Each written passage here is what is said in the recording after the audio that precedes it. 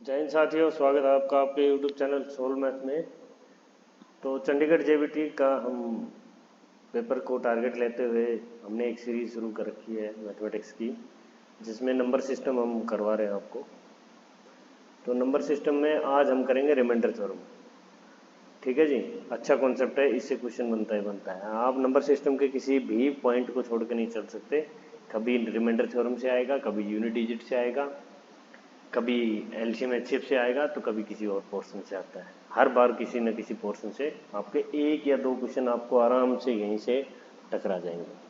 चलिए, सबसे पहले हम रिमाइंडर थ्योरम देखेंगे।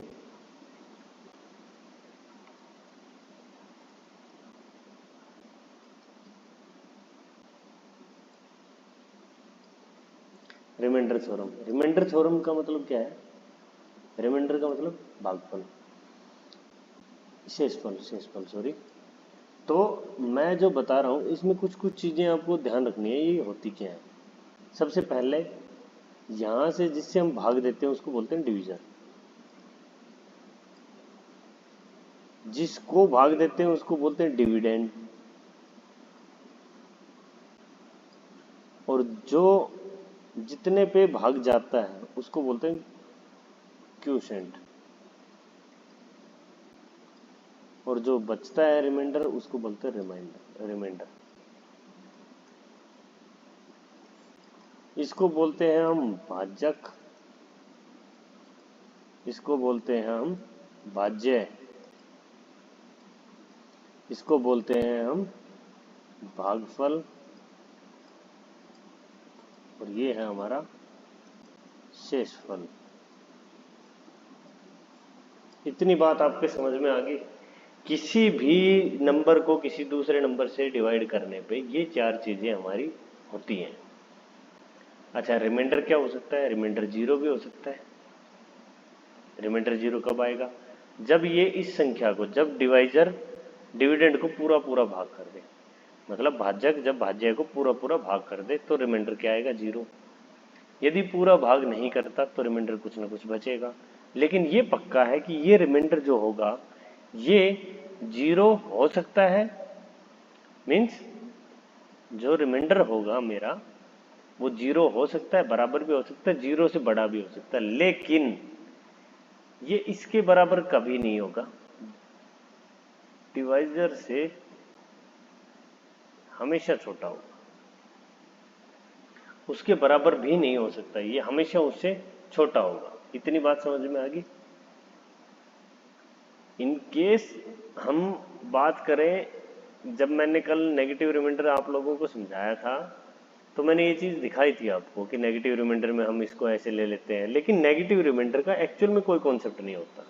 नेगेटिव रिमाइंडर हम अपनी फैसिलिटी को, अपनी सहूलियत के लिए ले लेते हैं, अदरवाइज नेगेटिव रिमाइंडर का कोई काम नहीं है, नेगेटिव रिमाइंडर नहीं होता। अब देखो, मैं एक एग्जाम्पल के साथ आपको समझाता हूँ। जैसे मैंने 13 था, 13 को भाग दिया 4 से, कितने पे गया? 3 पे। रिमाइंडर क्या है? 1 आ गया। यदि मैं 4 को भाग देता 2 पे, यहाँ क्या आता? 8। रिमाइंडर कितना आता? 5।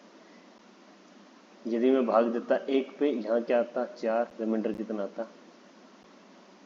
9। तो देखो, जैसे जैसे मैंने क्वोशिएंट को कम किया मेरा रिमाइंडर बढ़ गया। और कितने से बढ़ गया? इस किससे? डिवाइजर से बढ़ गया।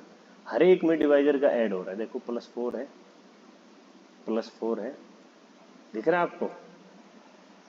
तो मतलब यदि मैं इस डिवाइजर से इसके इस जितने बार इसको मल्टीप्लाई करके इस पे करूंगा तो उतने ही, ये जितना इससे कम करूंगा उतने ही टाइम ये इसमें रिमाइंडर में ऐड होता चला जाएगा मेरा क्या? डिवाइजर। तो मेरा रिमाइंडर उतना ही बढ़ता चला जाएगा। समझ रहे हो? ये चीज मैंने क्यों दिखाई आपको कि भाई रिमाइंडर ऐसे भी लेते हैं हम, लेकिन हमें पता है कि हम जब तक डिवाइड करते रहते हैं जब तक वो बिल्कुल ही इससे छोटा ना आ जाए, हमारे डिवाइजर से जब तक छोटा ना आ जाए, हमारे भाजक से जब तक छोटा नहीं आ जाए रिमाइंडर, जब तक हम डिवाइड करते रहते हैं। ठीक। अच्छा, ये काम कैसे करता है? नहीं, ये चीज समझाने का इसके पीछे मोटिव क्या है? मोटिव ये है, जब क्वेश्चन में आपके पास पेपर में क्वेश्चन आएंगे तो उसमें कई बार आपको क्या दिया रहेगा कि कोई एक संख्या होगी, उसको किसी दूसरी संख्या से डिवाइड किया तो रिमाइंडर ये आ गया। फिर वो कहता है एक दूसरी संख्या, उसको इसी से डिवाइड किया या इसका कोई मल्टीपल ले लेगा, वो मल्टीपल इन द सेंस इसका कोई फैक्टर ले लेगा, इसके फैक्टर से डिवाइड कर देगा और फिर रिमाइंडर पूछ लेगा आपसे, अब रिमाइंडर क्या आएगा। तो ऐसे कुछ क्वेश्चन है जो फेवरेट है एग्जामिनर के। मैं उन क्वेश्चंस को आपके साथ डिस्कस करूंगा यहाँ पे। हम यहाँ उन क्वेश्चंस को डिस्कस करेंगे और देखेंगे कि इन क्वेश्चंस को हम कैसे सोल्व कर सकते हैं। ठीक है, चलिए। जैसे मैं आपसे एक क्वेश्चन पूछूं कि किसी नंबर को 102 से भाग दिया जाए, किसी नंबर को 102 से भाग दिया जाए तो रिमाइंडर 87 बचता है।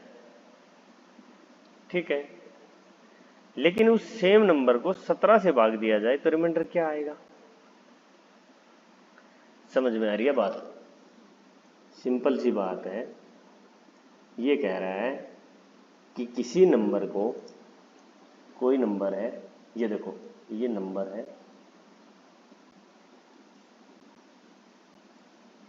क्या था, इस नंबर से भाजक से भाग देने पे रिमाइंडर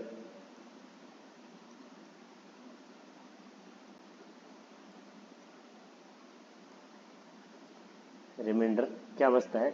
किसी संख्या को, किसी संख्या अननोन है, n है कोई नंबर, उसको 102 से भाग दिया, शेष फल कितना है मेरा? रिमाइंडर कितना बचता है? 87। अब कहता है इसी संख्या को, इसी संख्या को n को ही किससे भाग दिया? 17 से भाग दिया, रिमाइंडर क्या आएगा? मैं जो अभी पीछे पीछे आपको बताया है वही चीज ये यहाँ पूछ रहा है। क्या करेंगे?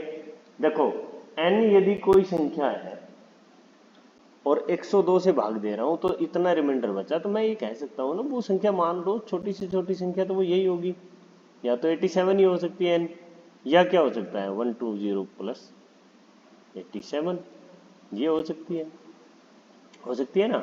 इसको 102 से भाग दे के देखो आप, 102 से भाग दे के देखो, ये तो कट गया, रिमाइंडर 0, ये बचा तो रिमाइंडर 87 बचा।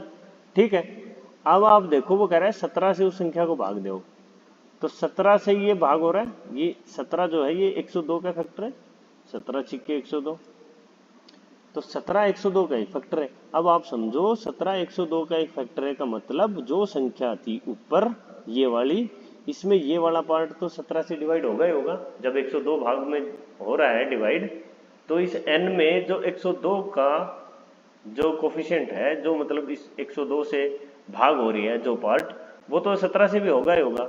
बचा क्या? रिमाइंडर।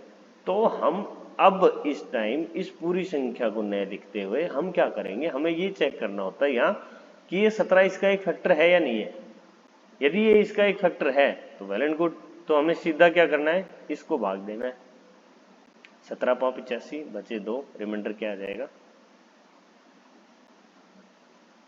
ये सिंपल सा ऐसे क्वेश्चन आएंगे आपके पेपर में, और ये सबसे आसान क्वेश्चन होता है पेपर। लेकिन आपने कॉन्सेप्ट ठीक से कर लिया तो ठीक है, नहीं किया तो इसी यही क्वेश्चन जानलेवा हो जाएगा आपका। मैं सही बता रहा हूँ, छोटी छोटी बातें जो हैं वही आपको ध्यान रखनी है। ठीक है, कुछ रूल है रिमाइंडर के जो हमें अभी पढ़ने पड़ेंगे।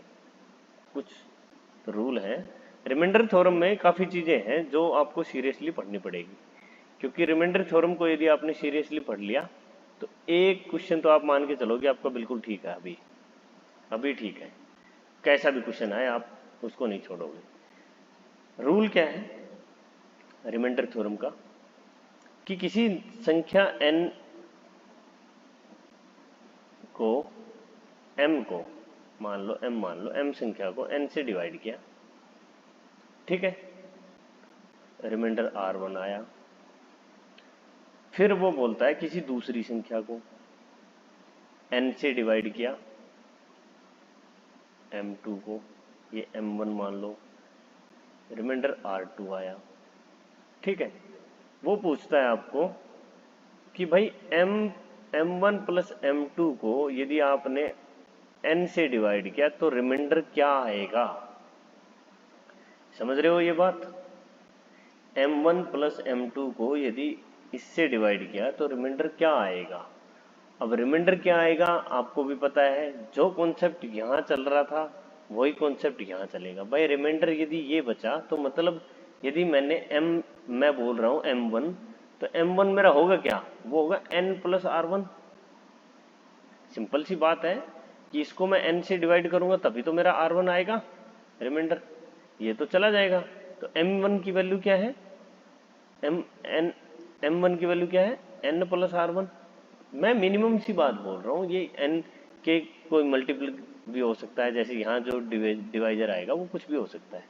लेकिन मैं छोटी सी छोटी बात आपको समझाने की कोशिश ये कर रहा हूँ कि ये कोई कोफिशिएंट होगा n का ही होगा, 5 पे जाए 6 पे जाए कितने पे जाए कोई फर्क थोड़ा ना पड़ता है, लेकिन r1 जरूर बचेगा क्योंकि रिमाइंडर r1 बच रहा है। ऐसे ही दूसरे में r2 बचेगा। अब मैं कह रहा हूं दोनों को जोड़ दिया, दोनों को जोड़ने के बाद क्या होगा, m1 प्लस m2। तो यहाँ क्या था, n प्लस r1, और यहाँ क्या था, n प्लस r2। जब मैं n से डिवाइड करूंगा भाई ये तो रह ही जाएंगे, बचेगा क्या, r1 प्लस r2 ही तो बचेगा, उसको n से डिवाइड कर दो। अब यहाँ बात क्या है, यदि तो r1 प्लस r2 n से छोटे हैं तो रिमाइंडर बचेगा r1 प्लस r2। मैं एक एग्जांपल लेके भी दिखाऊंगा आपको। और यदि ये n से बड़े हैं तो रिमाइंडर क्या आएगा, r1 plus r2 minus n। Simple सी बात है, जो बचेगा वही आएगा। अब कैसे, एग्जांपल से देखते हैं। एक एग्जांपल लेके देखता हूं मैं कह रहा हूं मैंने 26 को 5 से डिवाइड किया, कितना आया, रिमाइंडर 1। मैं कह रहा हूं मैंने 27 को 5 से डिवाइड किया, रिमाइंडर क्या आया, 2। मैं कह रहा हूं मैंने 26 प्लस 27 इसको 5 से डिवाइड किया, रिमाइंडर क्या आएगा। मेरा कहने का मतलब रिमाइंडर आना चाहिए 1 plus 2 r1 plus r2 by 5, 3 आना चाहिए। चलो देख लेते हैं वेरीफाई करके इसको। 25 26 दूनी 52 और 53/5, 50 तो डिवाइड हो गया, 3 बच गए। आई बात समझ में। और ये हुआ क्यों, ये हुआ इसलिए जब मैंने ये 26 लिखा तो इसमें मेरे को पता है 25 तो अंडरस्टूड है ही, प्लस 1 लिख सकता हूँ।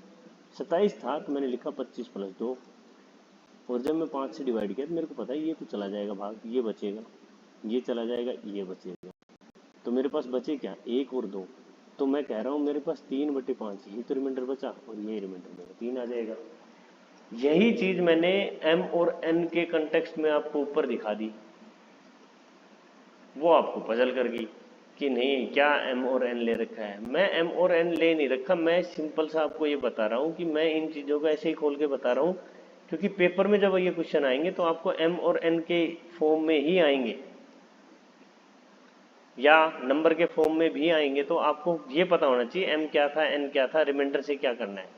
जो कॉन्सेप्ट मेरा डिवाइजर के साथ होगा वही कॉन्सेप्ट मेरा रिमाइंडर के साथ चलेगा। समझ में आई बात, समझ में आई, नहीं आई, चलो मैं बताऊं। जैसे वो कहता है कोई नंबर m है, उसको मैंने x से डिवाइड किया, मेरे पास रिमाइंडर r1 आया। फिर वो कह रहा है कोई नंबर n है जिसको मैंने x से डिवाइड किया, रिमाइंडर r2 आया। फिर कह रहा है कि मैंने x को m प्लस n से डिवाइड किया और रिमाइंडर मेरा r3 आया। रिमाइंडर आ गया मेरा r3। अब वो कह रहा है कि x की वैल्यू क्या होगी, फाइंड x। x कैसे निकलेगा, देखो सिंपल सा है, x ऐसे निकलेगा। x निकालने के लिए आपको कुछ नहीं, r1 प्लस r2 और माइनस r3, ये x की वैल्यू आएगी। क्यों आएगी अभी देखें, अभी देखो आप, अभी एग्जाम्पल से समझना आप, ठीक है, एग्जाम्पल से। मैंने कहा 27 था, मैंने 5 से भाग दिया, रिमाइंडर कितना, R1 कितना आया, देखो इसके हिसाब में 2 आ गया। मैंने कहा 29 था, 5 से भाग दिया, 4 आ गया। मैंने कहा m प्लस n, 27 जमा 29, इसको भाग दिया 5 से, रिमाइंडर क्या आया मेरा, रिमाइंडर क्या आया, 1 आ गया। देखो ना ये क्या होगा, 9 और 7 16 और 2 और 2 4 5 56, तो 55 तक तो जाएगा और 1 बचेगा, रिमाइंडर 1 आ गया। आप समझ रहे हो 1 क्यों आया? आप समझ नहीं रहे। देखो एक्चुअल में आना चाहिए था रिमाइंडर क्या, 2 प्लस 4, m प्लस n में रिमाइंडर के साथ क्या होगा, r plus R1 plus R2, ये क्या है 6, रिमाइंडर 6 तो हो नहीं सकता क्योंकि डिवाइजर मेरा कितना है 5, तो 5 से जाएगा 1 पे 5, रिमाइंडर बचेगा 1। मैंने क्या किया, मैंने जो R1 प्लस R2 था और उससे मेरे को निकालना है ये, तो आपको निकालना है क्या, डिवाइजर।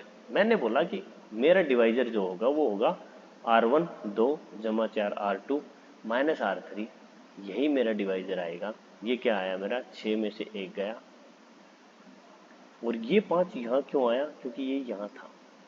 समझ में आ रही थी बात आपको कि R1 plus R2 minus R3 क्यों लिखा गया, क्योंकि जो मेरा रिमाइंडर था ना वो मेरे डिवाइजर से छोटा चला गया।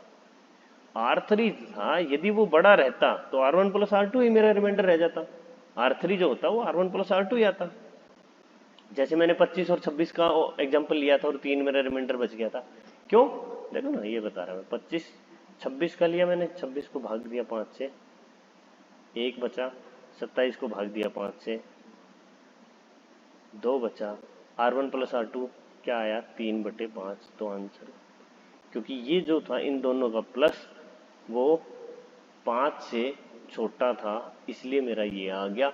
लेकिन यदि ये आपका आपके डिवाइजर से छोटा आ जाता है, ये R3 मतलब R1 प्लस R2, यदि ये डिवाइजर से छोटा आता है तो आप क्या करेंगे, आपको पता लगेगा कि भाई ये इससे छोटा इसलिए है क्योंकि इस R1 प्लस R2 का सम इससे बड़ा था और ये फिर उसको फर्दर डिवाइड कर देता है, तो रिमाइंडर क्या करता है, इससे छोटा आ जाता है। समझ में आ गई बात इतनी? इस चीज़ को मैं बार बार इसलिए बोल रहा हूँ ताकि आपको अच्छे से समझ में आ जाए। इस पे क्वेश्चन आएगा आपको, इसी पे क्वेश्चन आ जाएगा, वो आपसे पूछ लेगा R3 की वैल्यू निकाल के दिखाओ, आप गुल हो जाओगे। चलो मैं बता देता हूँ क्वेश्चन, एक क्वेश्चन करते हैं इसी के ऊपर हम। कहता है when a certain number is divided by a certain divisor, समझ रहे हो, किसी संख्या को किसी संख्या से भाग दिया गया, सर्टेन डिवाइजर मतलब किसी सर्टेन नंबर से भाग दिया गया, ठीक है, रिमाइंडर 43 बचता है। किसी दूसरी संख्या को उसी नंबर से भाग दिया गया, उसी डिवाइजर से भाग दिया गया, तो रिमाइंडर 37 बचता है। समझ रहे हो? मैं आपको अभी बता देता हूँ, ये क्वेश्चन करके दिखा देते हैं आपको, आपको समझ में आ जाएगी सारी बातें क्या है। देखो वो कह रहा है कोई नंबर है, ये डिवाइजर है और ये रिमाइंडर है।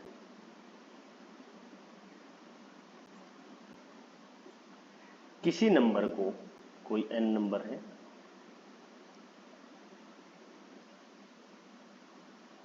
किसी m नंबर से डिवाइड किया गया, रिमाइंडर 43 बचा। फिर कह रहा है फिर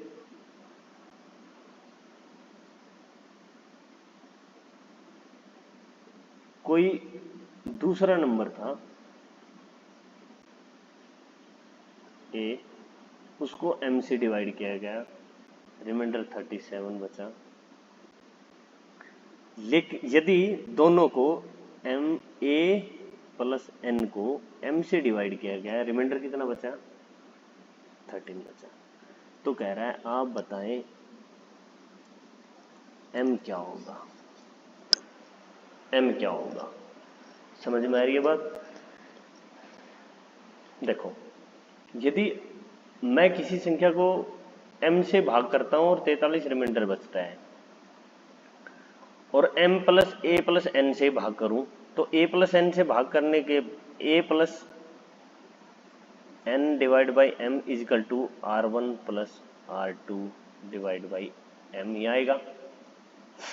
ठीक है, ये जो इसको भी m से भाग करूंगा तो रिमाइंडर आएगा कुछ समथिंग R3 आएगा, ये सपोज करो। तो R1 प्लस R2 क्या है मेरा 43 प्लस 37 और डिवाइड बाई m क्या आना चाहिए, R3 आना चाहिए ना। R3 क्या है 13 आना चाहिए।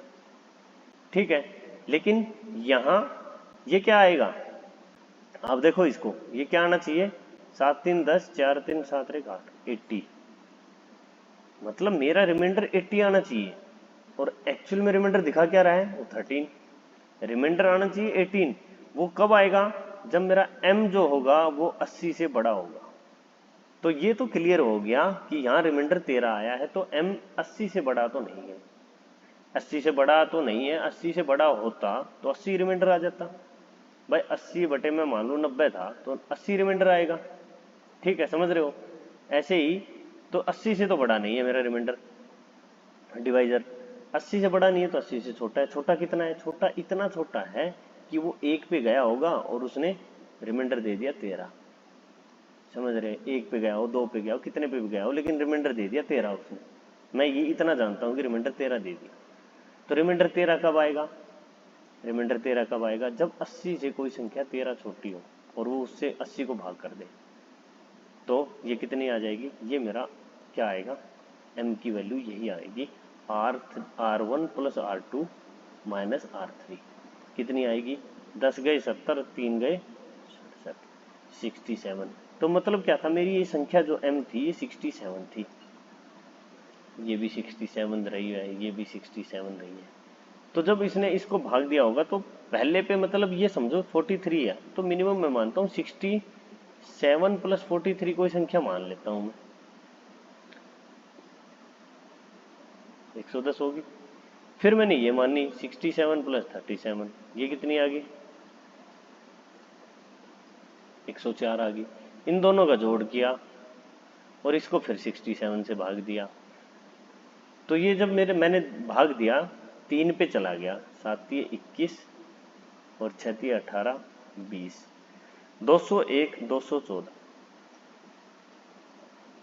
रिमाइंडर कितना आ गया 13। यही वो बात है जो मैं आपको समझाने की कोशिश कर रहा हूँ। मैं बहुत बार समझा दिया, यदि अभी समझ में नहीं आ रही है तो इस वीडियो को रिवर्स करके एक बार दोबारा से वीडियो देख लेना, आपको बिल्कुल अच्छे से समझ में आ जाएगी चीजें मैं क्या कह रहा हूँ। मैंने प्रैक्टिकल भी करके दिखाया है आपको, कि ना कि मैंने m और n पे ही वो चीजें एक बार रट्टा मरवा दिया आपका, नहीं, मैंने आपको प्रैक्टिकल दिखाया है कि चीजें प्रैक्टिकल कैसे होती हैं, समझ रहे हो आप? तो इन चीजों को एक बार खुद से भी करके देखना। ठीक है, इस बेस, इन्हीं के बेस पे क्वेश्चन आएंगे पेपर में। आप समझो ना, m और n दे दिया आपको, कोई संख्या ही नहीं दे रखी, खाली रिमाइंडर दे रखे हैं, और आपसे वो पूछता है डिवाइजर की वैल्यू बता दो, और डिवाइजर बताना, फिर बोला सर वो फार्मूला भूल गए थे। अरे फार्मूला क्यों भूल गए थे, फार्मूला था ही नहीं। चलो, रिमाइंडर के कुछ कॉन्सेप्ट हैं, उनको हम डिस्कस कर लेते हैं। क्या कॉन्सेप्ट है, एक तो बेसिक कॉन्सेप्ट है रिमाइंडर थ्योरम के,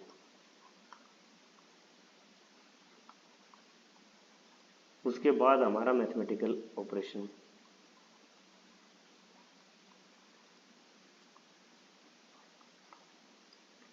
तीसरे नंबर पे आएंगे रिजल्ट्स,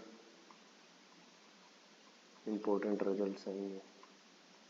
चौथे नंबर पे टोशेंट मेथड जो इंपॉर्टेंट है।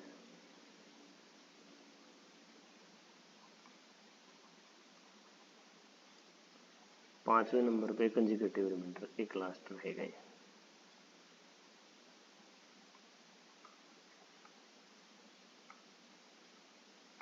समझ रहे हो, ये कुछ 5 टॉपिक हैं जो अब आज हम इनको एक एक करके पढ़ेंगे। बेसिक कॉन्सेप्ट मैंने अभी अभी करवाया है आपको, लगभग वही है बेसिक कॉन्सेप्ट में, इससे ज़्यादा कुछ नहीं है। सारी बातें मैंने आपको बेसिक कॉन्सेप्ट में समझा दी है। ठीक है, मैथमेटिकल ऑपरेशन भी मैंने प्लस वाला करवा दिया है कि रिमाइंडर के साथ क्या कॉन्सेप्ट काम करता है, कैसे रिमाइंडर काम करता है हमारा। कि यदि हम नंबर का दो नंबरों को ऐड करेंगे तो रिमाइंडर ऐड हो जाएगा।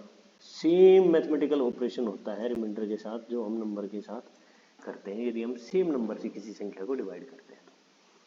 समझ में आएगी बात? चलिए एक क्वेश्चन देता हूं आपको।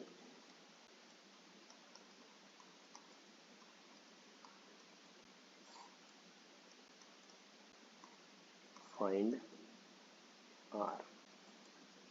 अब आप इस क्वेश्चन को खुद से करके देखें और फिर मेरे को बताएं। मैं तो करवा ही रहा हूं। देखो रिमाइंडर निकालने के लिए मेरे को ये पता होना चाहिए, मेरी ये नेगेटिव रिमाइंडर का कॉन्सेप्ट पढ़ लिया हमने, उसको अप्लाई करेंगे, उससे चीज़ें आसान होती है। मैं कह रहा हूँ 680, 17 चौक 68, 680 डिवाइड हो जाएगा तो ये कितना फालतू है इससे 20, तो मेरा पहला नेगेटिव रिमाइंडर आ गया -20, दूसरा -21, तीसरा -22। ठीक है, 17 से मैंने 20 को दिया तो 17 तो चला गया, बचा कितना? 17 तो भाग चला गया तो 17 तो बचा नहीं, अब बचा -3, यहाँ -4 और यहाँ -5, यही बचे। तीनों की मल्टीप्लिकेशन की मैंने तो क्या आ गया मेरा? नेगेटिव आ जाएगा। क्या आ जाएगा? 5 चौक 20, 30, 60,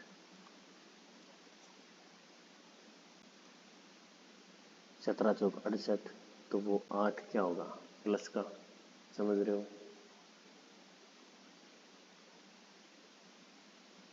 नहीं, सारी गलत कर गया हूँ। ये 19 आएगा, ये -19 आएगा, ये -18 आएगा, ये -19 आएगा, ये -18 आएगा। आएगा कि नहीं भाई? 680 में से घटाने, 680 में से घटाओगे तभी तो आएगा ये। तो यहाँ से क्या बचा? -3, यहाँ से क्या बचा? -2, यहाँ से क्या बचा? -1 डिवाइड बाई 17, -6/17, मतलब रिमाइंडर -6 का मतलब रिमाइंडर एक्चुअल क्या है? -6 + 17, 11 आंसर है। आगे बात समझ में इतना क्लियर है? चलिए आगे चलते हैं, अगले क्वेश्चन पे बढ़ते हैं हम। अगले टॉपिक पे आ जाओ। क्या है? Mathematical operation. मैथमेटिकल ऑपरेशन देखेंगे रिमाइंडर थ्योरम में क्या होते हैं हमारे। मैं कह रहा हूँ कोई नंबर है और आप इस चीज़ को अच्छे से देखना, मैंने करवाया भी है। ये कोई नंबर है, यहाँ पे वो डिवाइजर है और यहाँ पे रिमाइंडर है। ये तीन चीज़ें इसमें रहेंगी। मैं कह रहा हूँ कोई m1 नंबर है, मैंने n से डिवाइड किया, r1 रिमाइंडर आया।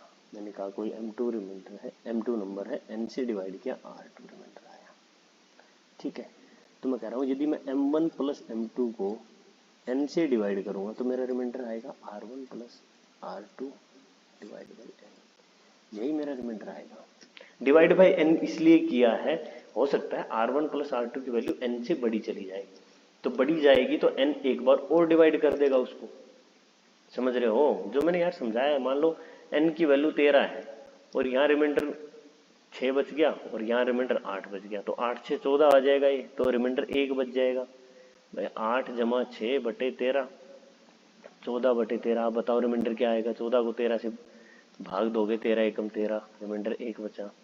यही तो बात कह रहा हूँ मैं।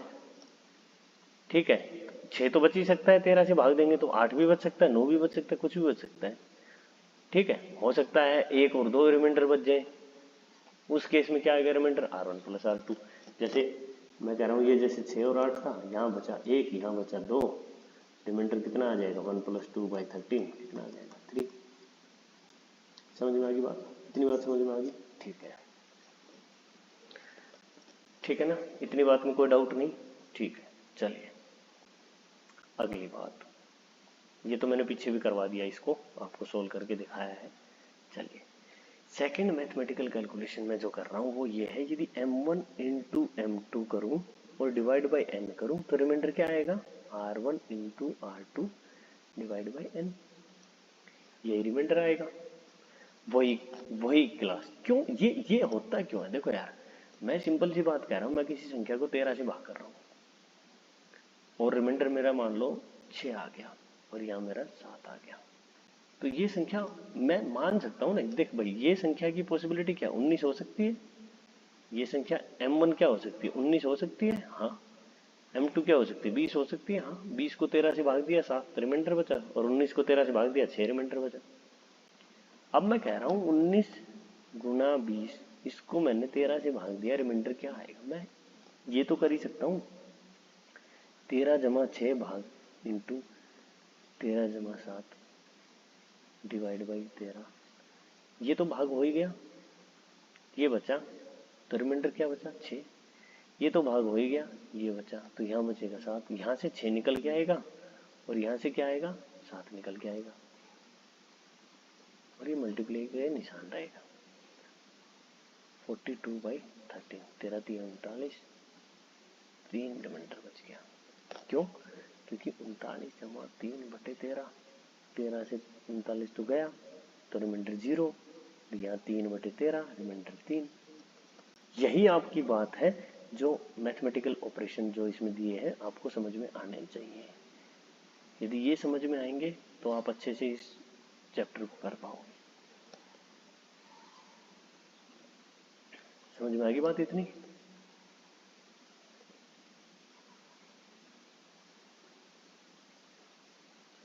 चलिए आगे चलें।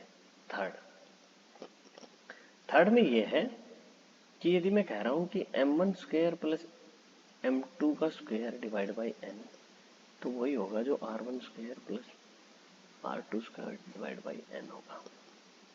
बात वही है, m1 मैंने जैसे लिया था, यहाँ मैं ले लेता हूँ ना आपको, m1 को मैं सपोज कर रहा हूँ, n को मैं मान रहा हूँ 13, एक एग्जाम्पल लेके चलते हैं। इसको मैंने माना 19, इसको मैंने माना 20। तो मैं कह रहा हूँ m1 प्लस m2 क्या आ गया, m1 स्क्वायर 19 का स्क्वायर जमा 20 का स्क्वायर और डिवाइड बाई 13। तो मैं इसको लिख सकता हूँ 13 जमा 6 का स्क्वायर, 13 जमा 7 का स्क्वायर डिवाइड बाई 13। ये तो कुछ नहीं रहेगा, बचा क्या 6 का स्क्वायर और 7 का स्क्वायर। वही मैंने यहाँ लिखा है कि 6 का स्क्वायर जमा 7 का स्क्वायर डिवाइड बाई 13, जो रिमाइंडर आएगा वही आ जाएगा 36। और मैं इसको करूँगा तो ठीक है, तो यही रिमाइंडर मेरा बच जाएगा। मैथमेटिकल ऑपरेशन मैं इसलिए बता रहा हूँ, मैंने आपको वो खोल के बता दिया कि क्यों होता है। जब चीज़ें ये बता दी तो आपको डाउट नहीं रहना चाहिए।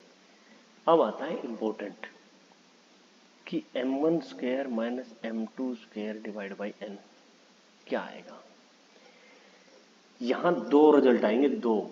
देखो, यदि m1 आपका m1 is greater than m2, यदि तो m1 m2 से बड़ा है तो ठीक है, पॉजिटिव रिजल्ट आना है। क्या आएगा, मान लो यहां दे दिया r1 दे दिया आपको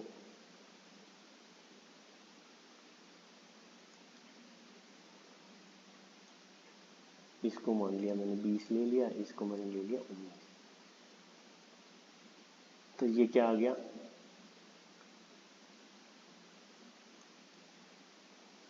छोटे से समझाता हूँ आपको, समझ में अच्छे से आ गया।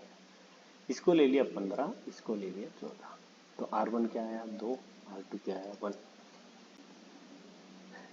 ठीक है, r1 square minus r2 square मतलब, तो इससे क्या आएगा, एक तो आएगा r1 square minus r2 square divide by n। क्या आया, 2 का स्क्वायर 4 माइनस 1/13, क्या आ जाएगा 3 आ जाएगा आपका। समझ रहे हो, 3 क्यों आ जाएगा, क्योंकि 15 का स्क्वायर माइनस 14 का स्क्वायर डिवाइड बाई क्या आएगा 13। तो इसके दो फैक्टर हैं, एक m प्लस n और एक m माइनस n। तो 15 और 14 कितने हो गए 29, और माइनस में आएगा तो 1 आ जाएगा। तो मैं माइनस वाले 1 को मैं वही कह रहा हूँ कि वो तो कुछ बन ही नहीं पाएगा, आपका बनेगा ये। और 13 से 13 दूनी 26, बचा कितना 3, वही मेरा आंसर आया। लेकिन केस नंबर सेकंड केस ये है कि यहाँ यदि m2 ग्रेटर देन हो जाए m1, तब क्या करोगे, मान लो उल्टा हो जाए, ये हो जाए 14 और ये हो जाए 15, ये हो जाए 1 और ये हो जाए 2, तो क्या करोगे, तो यही करोगे 1 का स्क्वायर माइनस 2 का स्क्वायर डिवाइड बाई 13। अब रिमाइंडर अलग आएगा, क्यों, 1 minus 4 divide by 13 minus 3 by 13। Remainder -3 आया है, -3 का मतलब रिमाइंडर 10 आएगा। आप करके देख लो, 14 का स्क्वायर माइनस 15 का स्क्वायर, वही m plus n m minus 1 -1 into 29 divide by 13 -29 divide by 13, 26 तक तो गया, -3 बाई 13, वही आया ना -3। -3 का मतलब रिमाइंडर क्या आएगा, 10। आगे बात समझ में, यही एक छोटी सी बात थी, इसमें एक ये कैच है, आपको क्वेश्चन में वो दे देगा, घुमा के दे देगा, इसकी वैल्यू छोटी दे देगा, इसकी बड़ी दे देगा, इसकी बड़ी इसकी छोटी, ऐसे घुमा के देगा। तो फिर क्या करोगे, कुछ नहीं, उसकी 2 वैल्यू निकल के आएंगी, उस टाइम उसकी 2 वैल्यू निकल के आएंगी। रिमाइंडर या तो ये हो सकता है क्या 3, या तो रिमाइंडर 3 आ जाएगा, या 10। समझ रहे हो, मतलब एक निकाल लेना, एक रिमाइंडर निकाल लेना, दूसरा निकालने के लिए डिवाइजर में से इसको माइनस कर देना, तो दूसरा रिमाइंडर आ जाएगा। यहां तक बात सबको समझ में आई या नहीं? यदि इतनी बात समझ में आ गई है तो मेरे को एक बार बता दीजिए, उसके बाद हम आगे चलते हैं। ठीक है, जब भी किसी को कोई डाउट रहे तो वो कमेंट सेक्शन में कमेंट करके ज़रूर बता दे मेरे को कि सर हमें ये वाले पार्ट पे ये चीज़ समझ में नहीं आ रही, उसको मैं अगली ही वीडियो में आपके 5 मिनट 7 मिनट लेके उसको अच्छे से क्लियर कर दूंगा। ठीक है, चलिए अब पढ़ते हैं concept of modularity, modularity of reminder.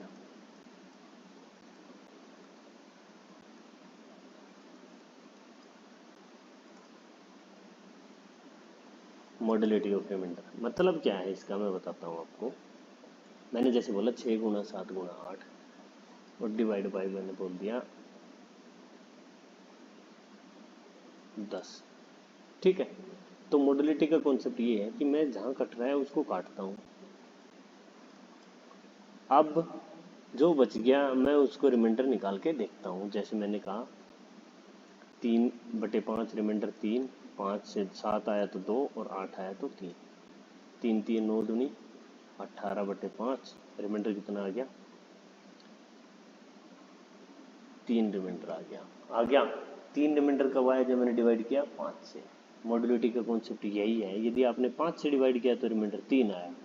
और देखो मैं वो मैथमेटिकल कैलकुलेशन पीछे करवा के आया हूँ कि यदि m1 m2 मल्टीप्लाई होंगे, तो मैं कह रहा हूँ कि मैंने इसको 2 से डिवाइड किया था, अब मैं 2 से मल्टीप्लाई करना पड़ेगा, भाई 18 की जगह ये तो 36 था, तो मैं कहूँगा इसको मेरे को 2 से रिमाइंडर को भी 2 से मल्टीप्लाई करना पड़ेगा। ठीक है, जितना मैं यहाँ मल्टीप्लाई करूँगा उतना मैं यहाँ मल्टीप्लाई करूँगा, बस सिंपल सी बात यही है। तो मेरा ये कितना होना था, 36 होना था, तो मेरा रिमाइंडर भी कितना आना था, 6 आना था। तो जब मैं 10 से भाग दूंगा तो मेरा रिमाइंडर कितना आ जाएगा, 6 आ जाएगा। ये था कॉन्सेप्ट ऑफ मॉडुलिटी। मॉडुलिटी का मतलब हम रिमाइंडर निकालते टाइम अपनी कैलकुलेशन को आसान तो कर लेंगे, लेकिन हमें फर्दर जितना से वो डिवाइड होता है उतने को काट लो पहले, लेकिन लास्ट में जो रिमाइंडर है उतने को, उस रिमाइंडर को उससे मल्टीप्लाई जरूर कर देना। जैसे एक क्वेश्चन और लो, 1001 1002 गुना 1003 गुना 1004 और डिवाइड बाय कर दिया इसने 27। Find the remainder. रिमाइंडर कैसे निकालोगे, कुछ नहीं, आप देखो 3 से कोई कट रहा है, हाँ ये कट रहा है, काट दो, 3 × 27, देखो 3 3 9 3 3 9 3 4 12 हो गया। अभी कोई कट रहा है, 3 से नहीं कट रहा। तो यदि 9 से किसी संख्या को डिवाइड किया जाएगा तो आपको पता है उसके सम ऑफ डिजिट्स, यदि 9 से डिवाइड होंगे तो संख्या डिवाइड होगी, यदि नहीं हो रही और जितने बच गए सम ऑफ डिजिट्स का सम, उतना ही रिमाइंडर बचेगा। जैसे इसके सम ऑफ डिजिट कितने बचे, 2, तो 2 ही रिमाइंडर बचेगा। भाई सम ऑफ डिजिट में जोड़ दूं 1 + 0 + 0 + 1 तो 2 आ गया, 2 को 9 से भाग दूंगा तो रिमाइंडर क्या आएगा, 2।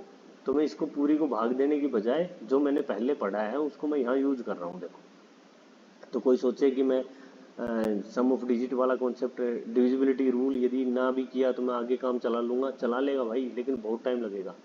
कोई चीज़ सीख ही ली तो फिर उसको अप्लाई क्यों नहीं कर रहे आप? हर जगह अप्लाई करो ना। अब यहाँ अप्लाई किया मैंने कि मैंने 9 से किसी संख्या को डिवाइड किया तो उसके सम ऑफ डिजिट जो होंगे वही उसका रिमाइंडर बचेगा। अब इसमें देखो 4 3 7 3 10, मतलब 10, तो बचा कितना? 1। 9 से 10 को 9 से भाग किया, रिमाइंडर कितना आया? 1, लिख दिया। इसको भाग किया 4, इसको भाग किया 5, डिवाइड बाई 9, क्या आया? 4 दूनी 8, 8 पंजे 40, 9 से 9 चौक 36, 4, ये रिमाइंडर आया। लेकिन मॉडुलिटी कॉन्सेप्ट क्या कह रहा है कि भाई ये तो तब है जब 9 से भाग दिया किसी इस संख्या को। एक्चुअल में ये संख्या कितनी थी? 3 गुनी थी, तो रिमाइंडर भी कितना होगा? 3 गुना होगा, और ये भी कितना होगा? 3 गुना होगा। तो यदि ये पूरा सही है तो ये भी सही आना चाहिए। मतलब ये 27 से भाग दिया मैंने अब इस संख्या को, हाँ दिया, तो ये कितना आना चाहिए? 12 आया, 12 आया, बिल्कुल। तो रिमाइंडर कितना आ जाएगा? 12। ये था मेरा कॉन्सेप्ट ऑफ मॉडुलिटी। ठीक है, इससे आप मॉडुलिटी का कॉन्सेप्ट सीख पाओगे। मैं बहुत धीरे धीरे करवा रहा हूँ आपको, एक एक चीज़ बहुत स्लो स्लो करवा रहा हूँ, इसलिए करवा रहा हूँ ताकि आपको ये चीज़ें समझ में आ जाएं। मेरा काम देखो, ना ही इन चीज़ों का कोई वो है, बस मेरा मेन मोटिव है कि आप लोगों की समझ में आ जाए एक बार ये टॉपिक। जब ये टॉपिक समझ में आएगा फिर आप इसके कितने क्वेश्चन लगाओ, आप देखना सारे क्वेश्चन आपसे आराम से हो जाएंगे यदि आपने इन कॉन्सेप्ट को अच्छे से कर लिया। ठीक है जी, चलिए अब हम थोड़ा सा यूजफुल रिजल्ट्स हैं रिमाइंडर थ्योरम के, वो देखते हैं। मॉडुलिटी कॉन्सेप्ट हो गया ना। यूजफुल रिजल्ट्स ये हैं कि कोई नंबर है और ये डिवाइजर है, ये रिमाइंडर है। ठीक है, m1 कोई नंबर है, उसको n से डिवाइड किया गया, रिमाइंडर r1 आया। फिर m2 कोई नंबर है, उसको भी n से ही डिवाइड किया, n1 से, सॉरी n1 से डिवाइड किया गया और रिमाइंडर r2 आया। ये n1 जो है ये इसका एक फैक्टर है।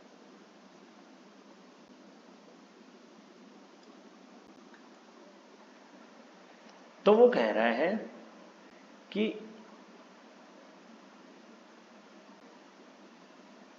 आपसे वो सिंपल R2 पूछ लेगा इसमें। क्यों?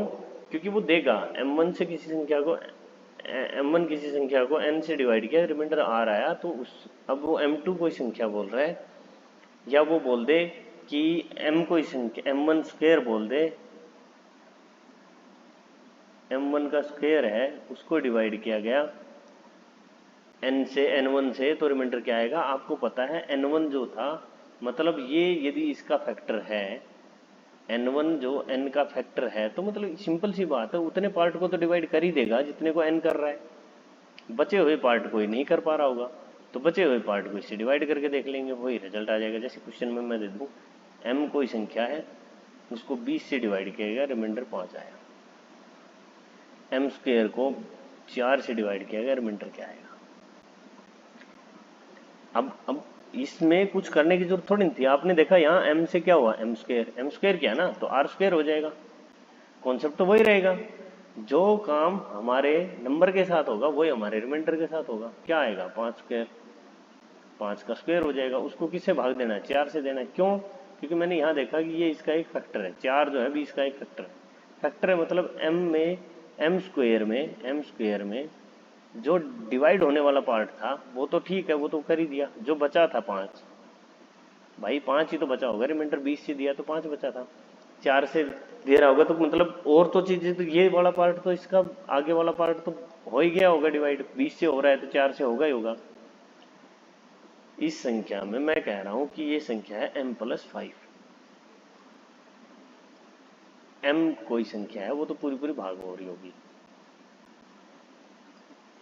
ठीक है, 20 से, और 5 बच रहा है, n भाग हो रही है पूरी पूरी और 5 बच रहा है यार। तो मतलब 5 बच रहा है का मतलब ये n जब 20 से भाग हो रही है तो ये n 4 से भाग नहीं होगी। कोई संख्या 20 से भाग हो रही है वो 4 से भाग नहीं होगी, वो होगी 4 से भी भाग होगी, क्योंकि 20 जो है जी किसी संख्या को भाग कर रहा है तो 20 में 4 ऑलरेडी है, तो वो 4 से तो भाग हो ही हो रही है। बचा क्या था? 5। तो वहां उसको m स्क्वायर किया तो यहाँ 5 का स्क्वायर आ जाएगा। उसको 4 से भाग देके देख लो कितना आ जाएगा, 25/4, 24 पे चला ही जाएगा, 1 बचा, रिमाइंडर बचेगा क्या, 1। समझ में आई बात आपको? कॉन्सेप्ट ऑफ मॉड्यूलिटी का मतलब भी समझ में आ रहा है कि हम कैसे कर रहे हैं। चलिए आगे बढ़ते हैं। आगे क्या है, जैसे नंबर दे रखा है, कोई नंबर है, उसको 40 से भाग दिया, रिमाइंडर आया 3।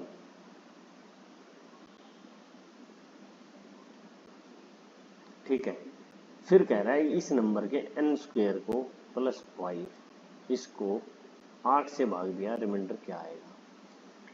भाई यहाँ जो कॉन्सेप्ट लग रहा होगा ना वही कॉन्सेप्ट यहाँ लगेगा।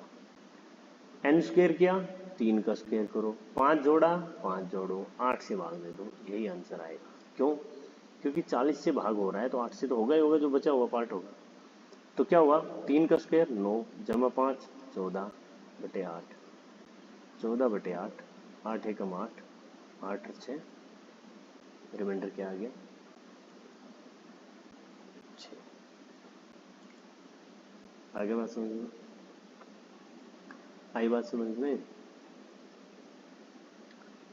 जैसे m कोई संख्या है, 40 से भाग दिया, रिमाइंडर आया 3। n कोई संख्या है, ये अलग संख्या होगी, उसको 40 से भाग दिया, रिमाइंडर आया 7। अब कह रहा है कि m square plus n square को 8 से भाग दिया, रिमाइंडर क्या आएगा?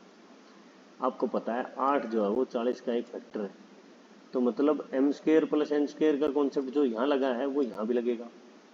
क्या लगेगा कि भाई 3 का स्क्वायर जमा 7 का स्क्वायर, इसको मैं 40 से भाग दूंगा या इसको 40 से भाग दूंगा तो वो रिमाइंडर आएगा जो 40 से भाग देने पे आया, 8 से भाग दूंगा तो वो रिमाइंडर आएगा जो 8 से।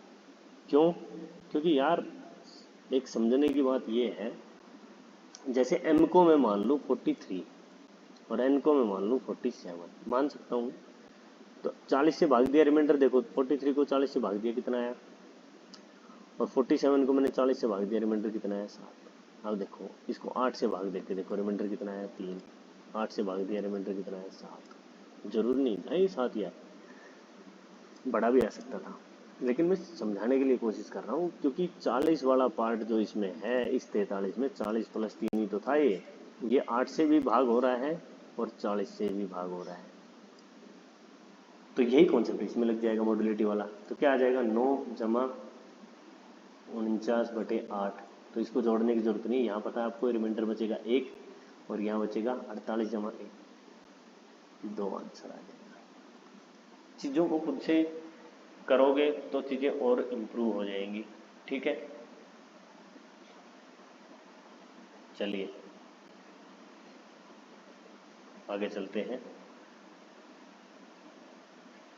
मैं जो नेगेटिव वाला कॉन्सेप्ट करवाया था मैंने, उसके 1-2 क्वेश्चन करवा देता हूँ। कल हम स्पेशल ट्यूशेंट मेथड करेंगे इस चैप्टर का, वो देखना आप, बहुत अच्छा वो मेथड है ट्यूशेंट मेथड। अकेले उस मेथड पे कल एक छोटी वीडियो लेके आऊँगा मैं, बड़ी वीडियो नहीं बनाऊँगा। ठीक है, एक छोटी वीडियो से ही ट्यूशेंट मेथड करवाएंगे। कह रहा है m कोई नंबर है, ये कोई नंबर है, ये डिवाइजर है और ये रिमाइंडर है।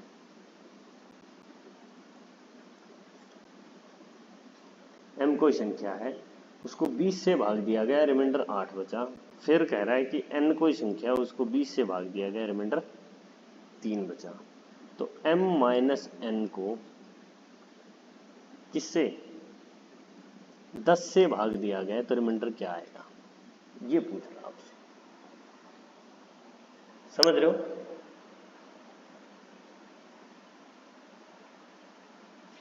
तो इसमें क्या है, इसमें 2 कंडीशन बनती है, m माइनस n की कंडीशन 2 बनती है। 2 हो सकता है ये संख्या इस संख्या से बड़ी हो, या हो सकता है ये संख्या इस संख्या से बड़ी हो, पर रिमाइंडर तो आ ही सकता है ना। जैसे देखो मैं बताऊं आपको, ये संख्या मान लो मेरी 28 है और ये मैं कह रहा हूँ 43 है।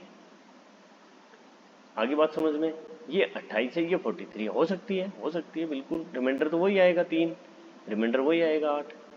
तो मैं वही कह रहा था कि, और ये होने को ये संख्या 23 भी हो सकती है, तो छोटी भी है। तो जब कंडीशन 23 की है 23 की कंडीशन है तो मैं सीधा सा बोलूंगा 8 माइनस 3/10, रिमाइंडर क्या आ गया 5। लेकिन जब उल्टा काम होगा 43 हो जाएगा तो मैं कहूँगा 3 माइनस 8/10, रिमाइंडर क्या आया -5/10, रिमाइंडर आ गया 5। ठीक है, क्योंकि इसमें मैंने इसको जोड़ दिया तो ये आ गया 5। या ये तो आपको ऐसे आ गया। अब इसी क्वेश्चन को आप खुद से करके देखना, मैं इसमें थोड़ी सी स्टेटमेंट बदल दूं और आप देखो कि इस संख्या को 4 से भाग देने पे रिमाइंडर क्या आएगा। तो एक तो आएगा 8 माइनस 3/4, क्या आ जाएगा 5/4, रिमाइंडर क्या आ गया 1। दूसरा 3 माइनस 8/4 माइनस 5/4, रिमाइंडर क्या आ जाएगा -5/4। इसमें एक बार जोड़ेंगे तो क्या आ जाएगा -1/4, फिर एक बार जोड़ेंगे तो क्या आ जाएगा 3। ठीक है, रिमाइंडर क्या आ जाएगा मेरा 3। तो ये चीजें, इतना कॉन्सेप्ट आप समझ में आ गई आपके इस चीज में, यहाँ तक कोई दिक्कत? देखो दिक्कत कुछ नहीं होनी चाहिए, आप मेहनत करते रहो, सक्सेस आपको जरूर मिल जाएगी।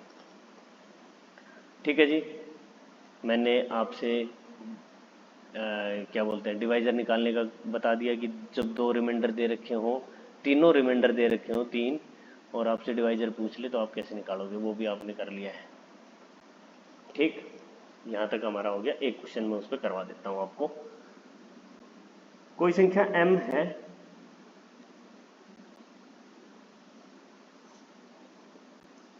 कोई नंबर m1 है, उसको n से डिवाइड किया गया, रिमाइंडर आया जी आपका 5। फिर कोई m2 संख्या है, उसको n से डिवाइड किया गया, रिमाइंडर आया 7। फिर कह रहा है m1 इंटू m2 को n से ही डिवाइड किया गया, रिमाइंडर आ गया 6। तो आप n की वैल्यू बताओ क्या होगी। क्या होगी, मैंने बताया था कि n की वैल्यू के लिए क्या करना पड़ेगा। ये मान लिया मैंने R1 है, ये मेरा R2 है, ये मेरा R3 है।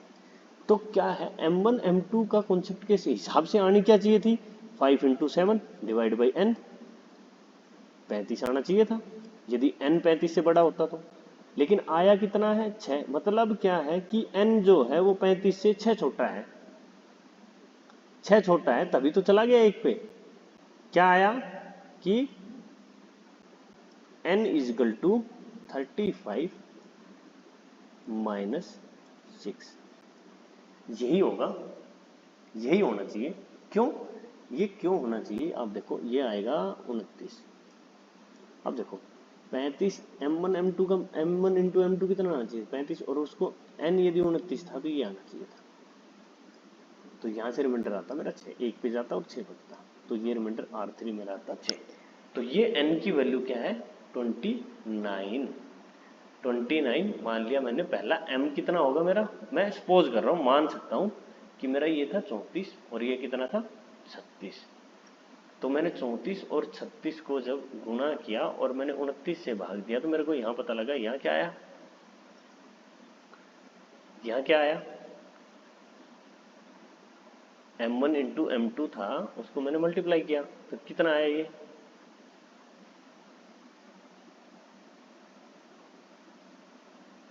कितना आया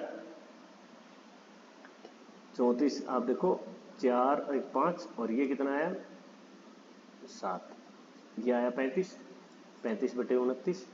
तो 35 से 29 ज़्यादा है तो मतलब और जाएगा 1 पे, तो कितना है ये 29 जमा में 6, ये तो चला गया, ये बच गया, ये रिमाइंडर आ गया। सिंपल सी बात थी। आपको ये चीज़ें समझनी पड़ेंगी, मैंने इसको बहुत बार करवा दिया है आपको, अभी भी समझ में नहीं आ रहा तो इसको वीडियो को दोबारा देख लें, आपको बिल्कुल क्लियर हो जाएगा। ठीक है, मॉडुलरिटी को कॉन्सेप्ट जरूर करना है, उसी से ये उसके ये सब पार्ट निकल के आए हैं, ये जो अलग से मेथड निकल के आए हैं ये वहीं से निकल के आए हैं। जो जो चीज़ें इनके साथ घटित होती हैं वही आगे सबके साथ घटित होंगी। समझ में आई बात कि रिमाइंडर कॉन्सेप्ट हम कैसे करते हैं कैसे नहीं करते हैं, सारी चीज़ें आपको समझ में आ रही होंगी। चलिए दोस्तों, रिमाइंडर थ्योरम हमारी आज यहाँ रिमाइंडर थ्योरम का कॉन्सेप्ट हमारा लगभग खत्म होता है। इसमें कुछ बच गया हमारा, एक तो टोशेंट मेथड बच गया, टोशेंट को कल करेंगे। ठीक है, टोशेंट मेथड जब हमारा कंप्लीट हो जाएगा, ये सबसे अच्छा कॉन्सेप्ट है, इसको जब कर लोगे तो आपको समझ में आएगा कि हाँ यार चीज़ें बहुत आसान होगी। फिर आएगा कंजुगेटिव रिमाइंडर, कंजुगेटिव रिमाइंडर के बाद हम factor method of remainder theorem वो करेंगे बस, उसके बाद हमारा रिमाइंडर खत्म। ठीक है, तो कल मिलते हैं इसी उत्साह और उमंग के साथ। जय हिंद दोस्तों।